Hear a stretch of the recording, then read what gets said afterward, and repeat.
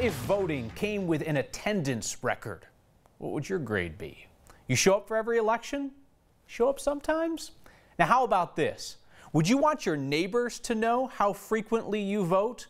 Well, a group that supports Republican Walker Stapleton for governor knows, and they're ratting you out to your neighbors. Here's politics guy Marshall Zellinger.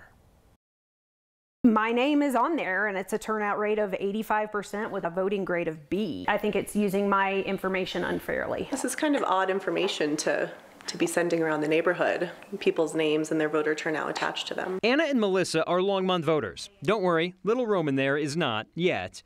But now neighbors there know how often or not each other chooses to participate in politics. It just struck me as a way to, almost shame people into voting. It's absolutely trying to influence my neighbors using my information, and I realize it's public record.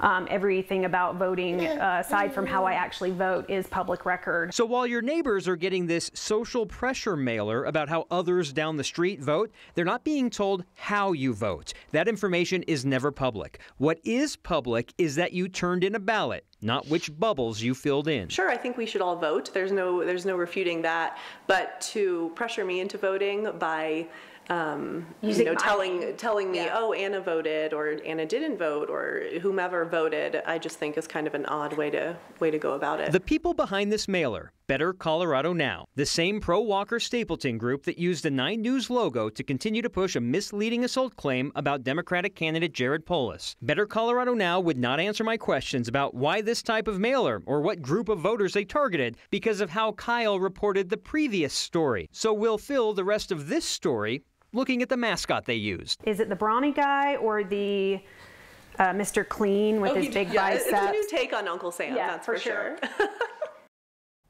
I asked the Secretary of State's office what type of information Better Colorado Now requested for that mailer. I was told they didn't request a thing. So how do they know how often you vote, at least in Longmont? And I heard some examples of Littleton got this too. Yeah. Kyle, I was told that Better Colorado Now, I reached out one more time and they said there's plenty of data vendors out there that they can buy this information from. Again, all of this is publicly accessible information. But the brawny guy, he doesn't say vote Stapleton, so they're just telling people vote, but clearly they think there are Stapleton votes in that neighborhood. Yeah, because the mission of Better Colorado Now, what they have to spend money on is to oppose Democratic candidates and to support Walker Stapleton for governor. So somehow that fits that mission. All right. Return Marshall's calls. Be big boys and girls. All right. Thank you, Marshall. If you are still undecided on the top item on your ballot, the race for governor, you can see the closing arguments from both candidates on the next YouTube channel. Tonight, we take a closer look at one area where Walker Stapleton and Jared Polis agree. They both oppose Amendment 74, in part because of how it relates to another issue on your ballot. I see 74 as the most dangerous item on the ballot. So my fear is that when this actually gets put through the meat grinder, that people take advantage of it in a way that's not helpful. In your ballot's fat stack of amendments and propositions, there's nothing telling you how Amendment 74 and Proposition 112 are connected. Prop 112 would severely restrict new oil and gas drilling. The energy industry is fighting that, and it's supporting 74. Which would allow property owners to get reimbursed if regulations reduce their property values. I asked election law Christopher Jackson. So to tell people practically what this would mean here is if 112 passes and oil and gas is suddenly restricted and 74 passes, allowing property owners to get reimbursed, you would have this enormous line of people with claims, and the claims would be against local governments, right? Right. State and local government, I think if there's one thing we can be sure of, there would probably be a lot of lawsuits that would immediately get filed. It'd be difficult to know, whether it's local or state government for each particular person who they're deciding to sue.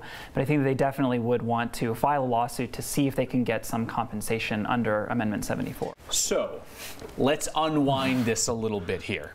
The oil and gas industry is fighting the setbacks while simultaneously pushing this measure that would allow property owners to get reimbursed should 112 pass. Exactly. That sounds to me like an insurance policy. Is that too far of a leap? I think that's fair. That the two initiatives certainly seem as though they're going in tandem. Protect Colorado is funded mostly by the oil and gas industry, and so the fact that that same money from the oil and gas industry is going against Proposition 112 and in favor of Amendment 74 at the same time indicates that those two initiatives are kind of going together. Chris Jackson, that election law attorney, says if they both pass, 74 and 112, whether or not mineral rights owners might get reimbursed could hinge on which one is considered to have become law first. During this year's primaries, a couple months back, we met a wonderful woman who takes your calls and fields your election questions for the city of Denver. Perhaps you remember Bobby. She wept as she talked about the importance of voting. You loved her so much we invited her into the studio for a day. She hung out and she did feedback over there with me. Well, Bobby's busy again this week, and good news, she has plenty of friends helping her at Denver elections. Our Anusha Roy stopped by. This is Jackie. How can I help you? As the clock keeps ticking towards 7 tomorrow night. Hi. This team is ready to answer your questions. Well, the guy asked me where was his ballot because the president's wasn't on it. No matter what they are. The work is important, but it's okay to still have a little bit of fun. The all-time funniest is always, when does a 24-hour drop box open? Especially since these guys are hearing firsthand the ballot was a little taxing. People are really anxiety because of everything that's going on, so they want to make sure they're able to get their voice out there and heard. And tell them you want an emergency replacement ballot. The city and county employees will not tell you how to vote, only that it matters. Will my vote be counted? Of course. Just say of course. They'll also reassure you it's not too late. She was 42 years old and she's never voted at all in her life.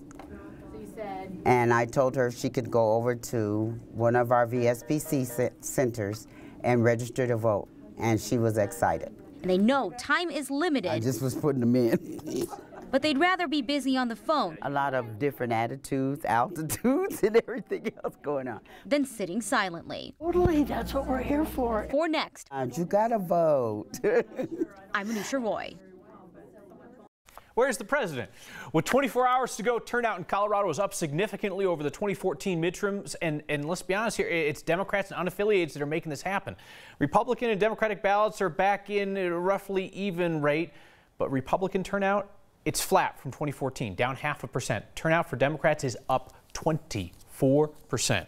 Two polling firms, Magellan Strategies and Keating Research, told us today Democrats have never outnumbered Republicans in a midterm election. Right now, it is too close to call, but that enthusiasm gap is striking. Democrats and unaffiliated voters are stampeding to vote in Colorado. And for the Republicans, it's pretty much business as usual. There must have been a coal mine near Coal Mine Avenue, right? And it's cool that we're building on it. They were pretty extensive, very interesting. Coloradans getting hosed on health care, paying out-of-network prices at in-network hospitals. Turns out not all people who work in hospitals work for hospitals. And the Broncos aren't just playing for pride at this point. There is a very specific legacy they could lose. That's next. America has political parties. America has party animals. It's been that way since a political cartoon in the 1800s depicted Democrats as donkeys, Republicans as elephants. The animal symbol stuck. But Colorado's largest voting bloc isn't either. Unaffiliated voters just get a U, the letter U. That's lame. How about a strong, independent animal that goes its own way in the world? Google solitary animals. Tigers, pandas, honey badgers, black rhinos, skunks, anteaters, armadillos. Oh, here we go. Unaffiliated voters, your true spirit animal is the platypus. They're just like us. They're struggling with big bills, trying to keep their heads above water. When they overeat, they store the fat in their backside. Move over, donkeys and elephants. The platypus is Colorado's most popular party animal.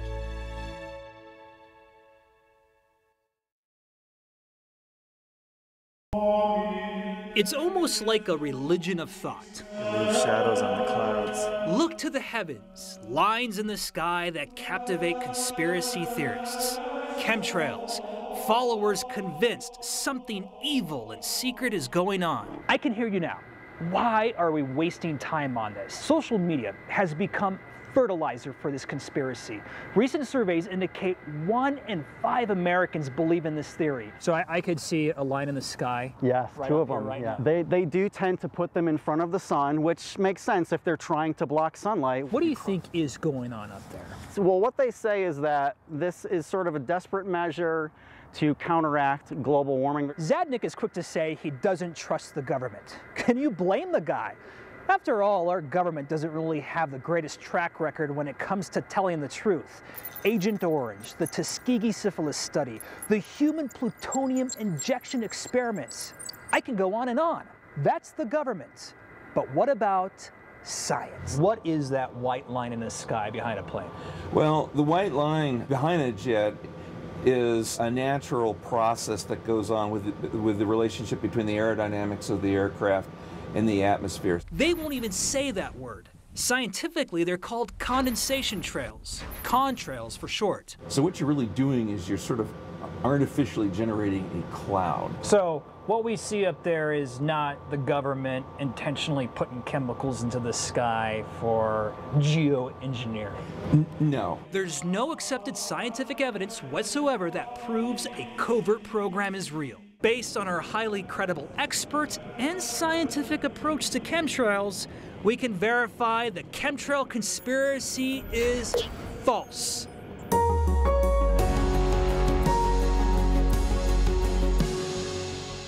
These girls are too much. Can I have your attention, everyone? That depends. Are you a cat video? Too funny. Here's your fish of the day. That day is last Monday. It's too wild. Together. Caroline's got a date tonight. It's not a joke. I'm really going on a date. Stop it. Oh my gosh, I'm gonna pee. 2 broke girls. 5 nights a week on Channel 20. People are outside. People are active in this state. And I think by osmosis, people like sports. People like athletics. It's just a cool place to be. All right, what do you say we put down politics for the rest of the program? Talk about some of the other things happening in Colorado and our world. We are done with politics. Note, I have no control over commercial breaks. Chances are they're going to be all politics. Our Chris Vanderveen has a big investigation that he's dropping this week on surprise medical bills. And tonight he gives us an animated introduction to a problem for far too many Americans. Consider this a head start to his week-long series. Consider it a curious game of odds, numbers, and chance. Visit a hospital these days, and you too might find yourself playing. Here's how. Say you're insured and the hospital is in network with your health insurance. You're good, right? Not necessarily. What about the ER doc? Going to have to operate. Or that surgical assistant? Or that surgeon who's about to extract, here we go, your badly infected appendix? Months later, you might learn that surgeon was not in network and now wants thousands your insurance never paid. Turns out not all people who work in hospitals work for hospitals. Some are essentially subcontractors, free to take whatever insurance they choose. Some choose not to accept any insurance and are thus free to demand whatever they believe they're worth. Some seek less, while others want more, sometimes a lot. Sometimes your insurance will pay all of it, sometimes some of it, and sometimes none of it, leaving you to pay the rest. Here's why this matters. This year, the federal government concluded 4 out of 10 of all Americans could not afford to immediately pay off an unexpected $400 bill. Surprise bills we've seen from out-of-network surgeons, for example, often run at least 10 times that. And people who can't pay, find themselves facing collectors willing to sue, garnish wages, and place liens on homes to ensure payments. A game indeed, turning any unexpected hospital visit into the equivalent of a trip to a casino on the Vegas Strip. Chris found patient after patient in the Denver area complaining of that very thing. His series on surprise medical bills starts tonight on 9 News at 10.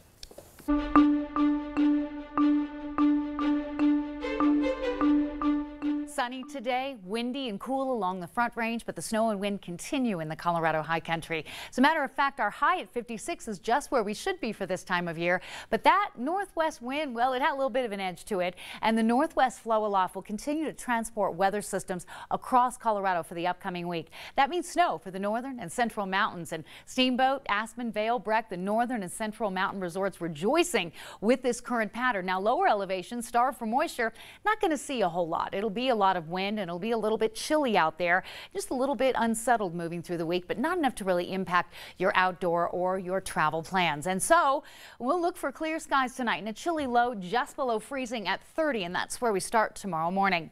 50 degrees with sunshine tomorrow, and then a chance for a little light snow Wednesday night to Thursday morning. Hang on to that ballot tomorrow. It's going to be a windy day, beautiful heading into the weekend with our next chance for snow Sunday night into Monday, and it is the dog days of winter up at the Loveland Ski Resort. Kyle. Kathy, thanks. Broncos lost last night to Houston, moves them closer to losing one of the NFL's special distinctions as well. The franchise has more Super Bowl appearances than losing seasons. Just think about that. More Super Bowl appearances than losing seasons. So right now the Broncos are 3-6. So guys, time to kick it in. We asked our Broncos insider Mike Kliss, is that history really something that the players think about? I think the Broncos would like to continue that trend where they have more Super Bowl titles or Super Bowl appearances than they do losing seasons. That's on Pat Bowlen's resume as he goes up for final election into the Pro Football Hall of Fame. But I think the current players are just trying to win one game at a time. I know it's a cliche, but Garrett Bowles, I don't think, is aware of the history. The Broncos have 7 Super Bowl appearances versus 6 losing seasons during the Pat Bowlen era. That's something that's big for the franchise. But I also think the team is also torn because it wouldn't mind getting a high draft choice and getting a quarterback in next year's draft. So it's got a couple things in play right here. I think on the other side, you have winnable games against the Raiders, against the 49ers, against the Browns. They can possibly get to 8-8, but they've got a long way to go just to get there. We drive around each day on top of history. There's very little above ground to suggest that there was a historic mine here. So yeah, about the plans to build a neighborhood right there. And a moose in a behavior study gives scientists a show. Next.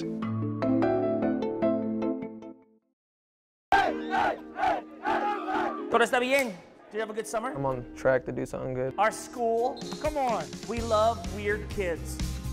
This is me. Place was like Wow. It's going to be great today. I think that's amazing. I want to welcome everybody. That girl portrays determination. That was a tight squeeze. Oh, wow. Keeping my fingers crossed. This place was saving my life, providing me that which I couldn't provide for myself. The homeless and less fortunate just need a second chance and a second opportunity. The Food Bank of the Rockies is everything. As a human being, we have an obligation to our fellow man. If you're donating for any other reason, you're donating for your own humanity.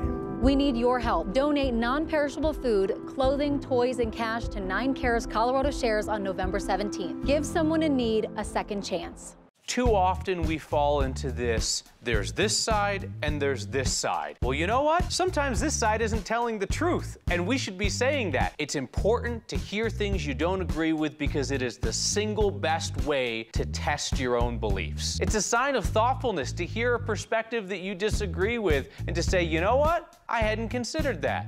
That's a really good point. I want to give you a fresh perspective, something that you haven't thought of. It doesn't matter if you agree. It just matters that we listen to each other.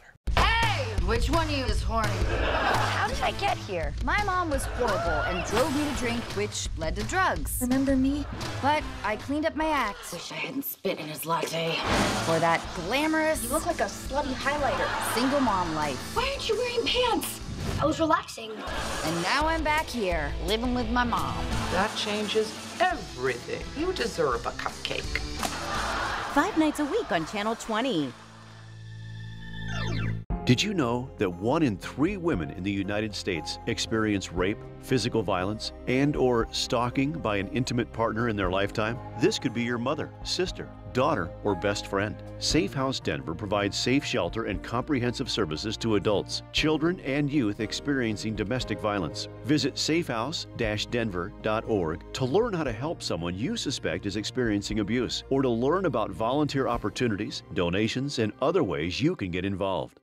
Weeknights on MeTV. Watch MASH at 6, Andy at 7, and Gomer Pyle at 8. You can find MeTV on Broadcast Channel 20.2 and on these and other providers. Our next question comes from a viewer named Gail. Is there a coal mine near the corner of Coal Mine and Kipling in Jefferson County? Some new development there is piquing interest, and there's a legend of houses sinking on top of an abandoned mine. So, Gail, there are actually 3 mines in that part of Jefferson County. Our Steve Stager digs in. I imagine it goes unnoticed. If it wasn't for the name on the road, you'd have no reason to expect there was history here. Some recent developments got an ex-viewer wondering if the rumors she'd heard were true, that there's a coal mine under the ground at the corner of Coal Mine and Kipling. The coal mines are the Economy Mine, which is right there on the corner of Kipling and Coal Mine Avenue on that southwest corner. That's Jeff Graves, the director of the state's Office of Active and Inactive Mines. So they mined down about 500 to 600 feet and then hoisted that coal out through shafts. They began in the early 20s, operated up until about 1937, 1939. Here, this probably would have been the outskirts of Denver at that time. The Economy Mine goes directly under Coal Mine Road near the corner of Kipling. If you look at it from the air, you'll see a bunch of vacant land. That's about the area where the mine is. For the most part, counties and cities have done a reasonably good job of designating certain areas as open space or through land use, trying to avoid having construction over those areas. That's very true. There are signs all along Coal Mine warning you to give the highway department a call before you dig. When we did, they told us they actually had to design Coal Mine Road differently here in case the ground gave way below. It essentially would act like a bridge should the ground collapse underneath it. The developer who bought the property here realized he couldn't build homes on it right away, so he built a golf course. So, you could have been stepping over history and didn't even know it. For next, I'm Steve Stager. All right, you see that equipment right there? It's a neighborhood in the making. Jeffco tells us the developer did an in-depth study, pun intended, of the area, found only a few areas where subsidence is thought to be an issue, so they went in and they backfilled those parts of the mine with concrete. Up next, we are unrolling art that hasn't been seen in decades and unveiling some of your feedback, which is often better off unseen. Johnson's, 5 nights a week. How about I give you $100? No, 200. And you agree not to have any more children. Okay, that's a decision I have. No. A traditional family. I'm here to help. You're not Mom. Where's Mom? And an unconventional comedy. I think you look good for your age, Dad. 40's not bad, right? You're only 40? Good Lord, you've lived a hard life. Weekdays starting at 5 p.m. on Channel 20. I'm Corey Rose, sharing Colorado stories. 9 News, everywhere.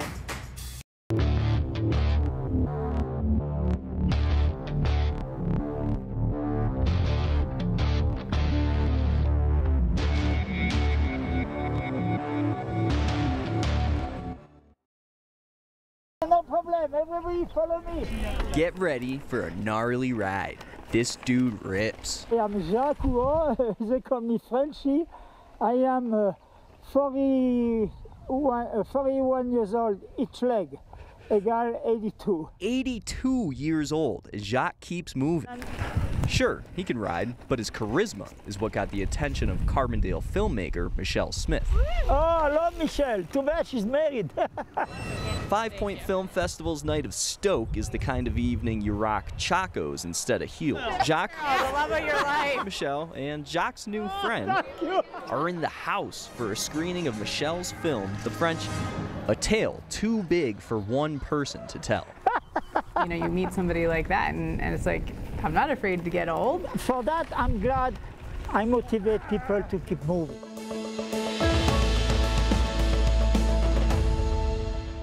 Latina for me means family. Being Latino to me means having pride in my heritage. It means being part of a community where you're never alone. Being Latina is being strong and independent. Being Latino is really everything to me. It's who I am. Being Latina to me means that I can achieve whatever I want. What Latina means to me is being bold. It's being creative, innovative, resourceful. Being Latina means celebrating life in a unique way.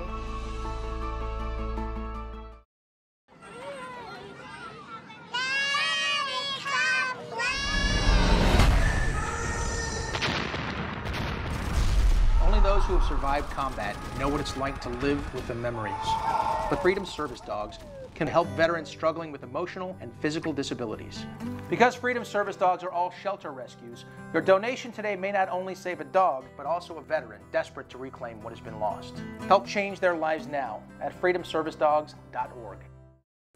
Denver hosted a milestone in American art history today. We gave you a sneak peek at this last week. The Clifford Still Museum finished unrolling more than 800 of his canvases. This was a 7-year effort, and this afternoon they did the final 3. The paintings hadn't been seen since Still's death in 1980. The museum shared the final 3 reveals live online.